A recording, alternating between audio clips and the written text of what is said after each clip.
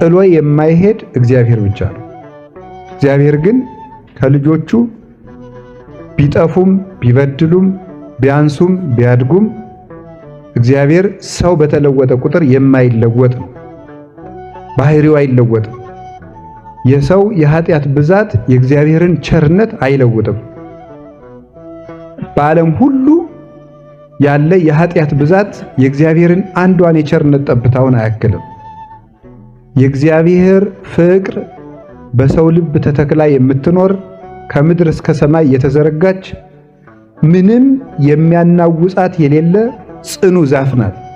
ሰው ሲያልቅ የሚቀረን የመጨረሻ ገንዘባችን እግዚአብሔር ነው። የበላም በልቶ ይሄዳል፣ የጠጣም ጠጥቶ ይሄዳል፣ ያመሰገነም አመስግኖ ይሄዳል።